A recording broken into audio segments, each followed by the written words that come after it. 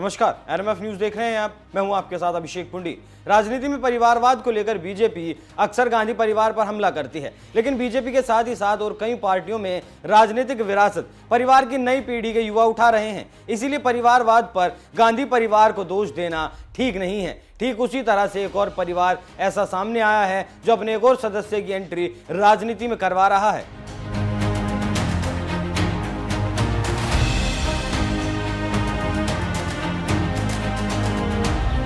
2024 की विरासत में कई इधर से उधर होंगे तो कईयों की नींद हराम हो जाएगी, और इस बार अगर विपक्ष सत्ता में नहीं आया तो फिर बीजेपी को रोक पाना मुश्किल होगा।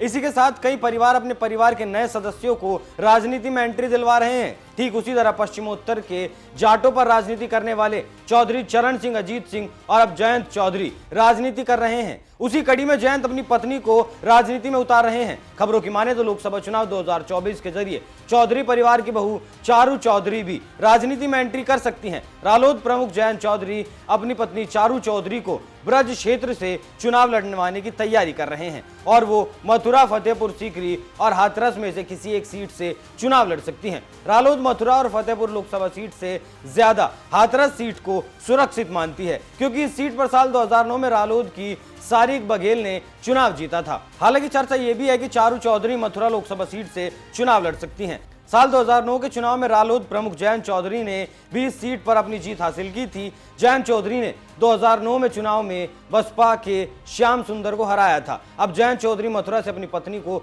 चुनावी मैदान में उतार सकते हैं। वहीं रालोद के ब्रज क्षेत्र अध्यक्ष ब्रजेश चाहर ने कहा है कि टिकट किसको मिलेगी ये तो हाईकमान तय करेगा, लेकिन रालोद कार्यकर्ता भी से तैयारी में जुटे हैं। तो आप समझ गए होंगे कि पश्चिमोत्तर में रालोद क्या सोच रही है। यहाँ पर एक दिलचस्प जानकारी देते चलें कि मथुरा लोकसभा सीट से बीजेपी की हेमा मालिनी सांसद हैं, और उन्होंने पिछले 2 चुनावों में लगातार जीत दर्ज की है। जहां साल 2019 के चुनाव में हेमा मालिनी ने रालोद के कुंवर नरेंद्र सिंह को हराया था, तो वहीं साल 2014 के चुनाव में रालोद मुखिया जयंत चौधरी को हराया था। इस समय मथुरा की 5 विधानसभा सीटों पर बीजेपी का कब्जा है। ऐसे में रालोद को बीजेपी को टक्कर देना काफी मुश्किल होगा। हालांकि बीजेपी के खिलाफ पिछले 2 चुनाव में रालोद उम्मीदवार दूसरे नंबर पर रहे हैं। ऐसे में रालोद नेता समझते हैं कि इस पर जीत हासिल करना आसान होगा, लेकिन देखना यह होगा कि आगे होता क्या है और गठबंधन पर क्या समझौता होता है, क्योंकि आप जानते हैं कि रालोद इंडिया गठबंधन का सदस्य है। ऐसे में समाजवादी पार्टी,